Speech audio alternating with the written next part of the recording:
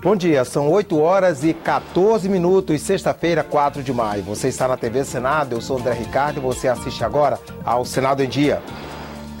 Senador Humberto Costa recomenda a abertura de processo disciplinar no Conselho de Ética contra o senador Demóstenes Torres. CPI do Cachoeira terá esquema de segurança para manter sigilo de documentos. Senado aprova acordo entre Brasil e ONU para a realização da Rio+20. E veja como foi a audiência ontem na Comissão de Meio Ambiente sobre sustentabilidade no uso da energia. Agora, no Senado em Dia.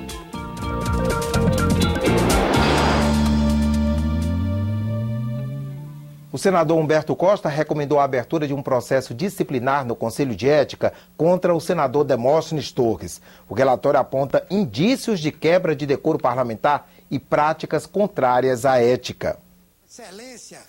A leitura do relatório foi acompanhada pelo advogado do senador Demóstenes Torres, Antônio Carlos de Almeida Castro. O relator, senador Humberto Costa, destacou que a avaliação do Conselho de Ética deve ser política.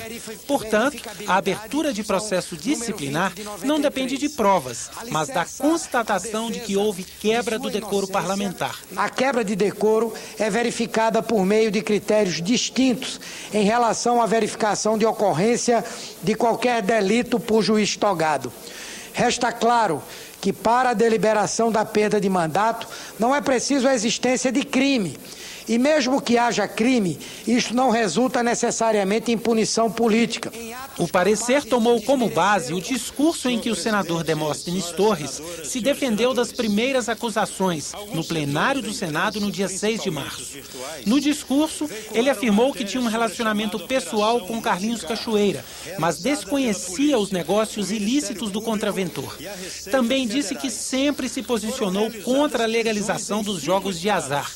Humberto Costa recorreu a votos e pronunciamentos feitos pelo senador goiano durante o mandato para demonstrar que Demóstenes Torres pode ter mentido. No dia 18 de junho de 2003, o senador Demóstenes Torres, a pretexto da discussão de redefinição do modelo de segurança pública no Brasil e da instituição da escola em tempo integral, projeto por ele destacado em sua peça de defesa, item 4, como prevenção da criminalidade, assim assentiu, abre aspas. Senhoras e senhores senadores, acredito que uma maneira de obter os recursos suficientes para a instituição da escola em tempo integral é a legalização de todas as modalidades de jogo de azar. Na avaliação do relator, os indícios demonstram que o senador Demóstenes Torres pode ter quebrado o decoro parlamentar. Diante do exposto e dos elementos que apontam para indícios de prática de atos contrários à ética e ao decoro parlamentar que tornam o senador sujeito à perda do seu mandato, voto pela admissibilidade da presente representação. Eu acredito que o Conselho de Ética vai acatar o relatório, o parecer final do senador Humberto Costa. Após acatar o relatório final, acatado o relatório pelo Conselho de Ética, vem aqui para o plenário. O advogado do senador Demóstenes Torres pediu um prazo de 5 dias para trazer novos argumentos contra o relatório. Ele alegou que foram apresentados fatos que não estavam na representação inicial feita contra o senador no Conselho de Ética. A solicitação foi negada, já que a defesa vai ter a oportunidade de se manifestar novamente se o processo for aberto. Eu fui surpreendido, com toda a vênia, por um relatório que 80% deles são fatos que não constam da representação. Então, o que eu solicitei ao Conselho para reflexão é apenas que se abra prazo novamente para que nós possamos fazer o enfrentamento dessas questões novas que são trazidas no relatório. Ao longo do processo disciplinar, ele terá amplas condições de fazer a defesa. Inclusive, poderá fazer essa defesa antes da abertura do processo disciplinar, na próxima terça-feira. Não há nenhum cerceamento. E eu também não estou trazendo nenhum argumento novo. O relatório do senador Humberto Costa deve ser votado no Conselho de Ética na próxima terça-feira, dia 8 de maio. O Senado montou um esquema de segurança para manter o sigilo dos documentos que vão ser analisados na CPI do Cachoeira. Por enquanto, a comissão mista só recebeu o inquérito de uma das 2 operações policiais que investigaram as atividades do contraventor. As 15 mil páginas do inquérito, vídeos e áudios da Operação Vegas vão estar disponíveis para os parlamentares da CPI a partir de segunda-feira, das 9 horas da manhã às 8 da noite. O presidente da comissão mista lembrou que o material está sob segredo de justiça e, por isso, nenhum senador ou deputado poderá tirar cópias, apenas fazer consultas em computadores certificados pela Secretaria de Informática do Senado. Esses deputados e senadores vão assinar um termo de confidencialidade, né, depositar os seus aparelhos eletrônicos e vão ter acesso a 3 máquinas. Os computadores não vão ter acesso à internet e a sala será vigiada 24 horas. Os parlamentares só poderão utilizar papel, caneta ou lápis para fazer anotações. Para o presidente da CPI, as medidas não vão constranger os parlamentares. Ele vai fazer toda a análise lá. Ele só não pode reproduzir o que é material sigiloso. Ele vai ouvir e ver. Ele pode, inclusive, sair de lá dizendo o que quiser dizer. O presidente da CPI também informou que solicitou nesta quinta-feira a cópia do inquérito da Operação Monte Carlo, que está na Justiça Federal de Goiás. O senador Vital do Rego esteve no Supremo Tribunal Federal para tirar dúvidas sobre o sigilo dos documentos, já que parte deles vazou e foi publicada na internet. Só quem pode autorizar o afastamento do sigilo é o ministro Lewandowski. Eu vou fazer a minha parte porque eu vou ficar responsável pela parte que me cabe no momento, enquanto eu tiver detentor desse segredo de justiça. A presidente em exercício do Senado Federal, Marta Suplicy, participou ontem da posse do novo ministro do Trabalho. Brizola Neto se licencia do cargo de deputado federal para ser, com 33 anos, o mais novo ministro da equipe da presidente Dilma Rousseff. Ministros, empresários, sindicalistas e parlamentares prestigiaram a posse do novo ministro no Palácio do Planalto. Carlos Daudi Brizola, neto do ex-governador e fundador do PDT, Leonel Brizola, vai ocupar a vaga deixada por Carlos Lupe, presidente nacional do PDT. Lupe saiu do cargo no fim do ano passado, em meio a denúncias de irregularidades no ministério. Durante 5 meses, o ministério foi comandado interinamente pelo ex-secretário executivo Paulo Roberto Santos Pinto. No discurso de posse, Brizola Neto lembrou o avô, ressaltou o momento favorável em que vive o Brasil e defendeu avanços para os trabalhadores.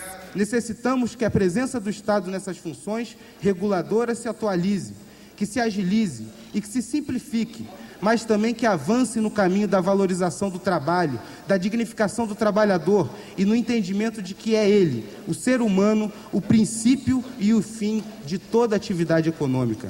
A presidente Dilma também reafirmou que o Brasil vive um momento excepcional em relação ao número de empregos. Segundo ela, cenário significativo para ter um sobrenome Brizola no Ministério do Trabalho. É assim, muito significativa a circunstância que traz ao cargo de ministro um jovem que representa, inclusive no sobrenome Brizola, uma história de mais de meio século de lutas sociais, de defesa do interesse nacional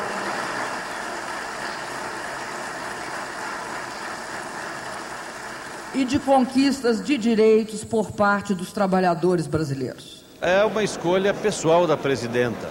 Ela tem os seus motivos, ela conhece muito bem os seus ministros, conhece muito bem a importância do ministério. Resta a nós dizer que é importante o PDT participar do governo e esperamos que haja uma boa gestão com relação ao Ministério do Trabalho, assim como houve no passado com o nosso ex-ministro Carlos Lupe. O plenário aprovou ontem o acordo entre o Brasil e as Nações Unidas para a realização da Rio+20, a Conferência de Desenvolvimento Sustentável, que vai ocorrer em junho no Rio. O projeto de decreto legislativo estava em regime de urgência e já havia sido aprovado nesta quinta-feira pela Comissão de Relações Exteriores.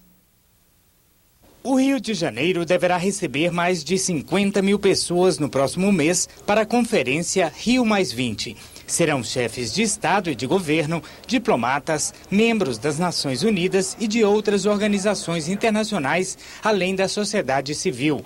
Eles vão discutir desenvolvimento sustentável, erradicação da pobreza e proteção ao meio ambiente. O acordo entre o Brasil e a ONU define toda a infraestrutura que deverá ser oferecida aos participantes do evento, como segurança, transporte e hospedagem. Para o senador Cristóvão Buarque, o Brasil está preparado para o evento. Nós já tivemos, 20 anos atrás, a primeira Rio, a Rio 92, e conseguimos fazer direito. Nós temos Rock in Rio, que é um evento diferente, mas que traz uma quantidade de gente imensa. Vai ter dificuldades, naturalmente, mas o Rio está preparado, sim. E nesse ponto, eu acho que o governo brasileiro, tanto o Itamaraty como as outras instâncias, Polícia Federal, Exército, eu acho que o governo brasileiro está trabalhando muito bem. A Comissão de Relações Exteriores aprovou ainda a indicação de Márcio Araújo Lage para ocupar o cargo de embaixador em Botsuana e de Susan Klibank para representar o Brasil na República Eslovaca. Para entrar em vigor, o acordo da Rio+20 precisa ser promulgado pelo presidente do Congresso. Ontem, o plenário aprovou ainda o decreto legislativo que regulamenta o Fundo de Agricultura Familiar do Mercosul. Ele também seguiu para a promulgação. Já as indicações dos embaixadores, que também foram aprovadas na comissão, ainda vão ser examinadas pelo plenário. A preservação dos recursos naturais foi tema da Comissão de Meio Ambiente ontem. Como parte do ciclo de audiências que discute os preparativos para a Rio+20, os senadores debateram a sustentabilidade no uso da energia. O Brasil possui uma das matrizes energéticas mais diversificadas do planeta, potencial que permite ao país crescer causando menos danos ao meio ambiente do que outras nações. O Brasil tem um grande diferencial, para o plano da indústria, para o plano de transporte, para o plano de mineração, é porque a emissão por unidade produtiva no Brasil, em termos de energia, é muito baixa. Somente devido ao etanol, ao uso do etanol nesses últimos pouco mais de 30 anos, nós fomos capazes de evitar a emissão de cerca de 600 milhões de toneladas de CO2 na atmosfera. Dados do Ministério das Minas e Energia mostram que os combustíveis fósseis, como o petróleo, correspondem a 53% da matriz energética brasileira. O percentual deve cair para 51% até 2020. Os combustíveis renováveis vão subir dos atuais 45% para 48% no mesmo período. E se hoje o Brasil tem capacidade para gerar 112.400 megawatts de energia elétrica, a meta é expandir para 181.600 megawatts nos próximos 8 anos. O governo planeja investir mais de R$1 trilhão para garantir o crescimento do setor. Nunca o país fez um esforço no setor energético desta dimensão.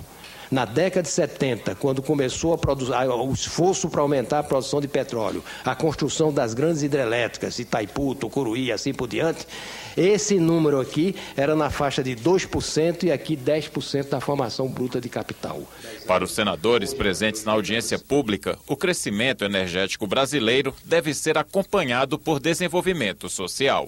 Eu defendo que utilizemos os recursos oferidos com as energias fósseis, por exemplo, com o petróleo do pré-sal, para investimentos em ciência, tecnologia e inovação, que nos permita ampliar o nosso conhecimento e a nossa produção em energias renováveis. O Senado em Dia termina aqui. Daqui a pouco, às 9 horas, você assiste à sessão plenária não deliberativa. Enquanto isso, fique com a nossa programação.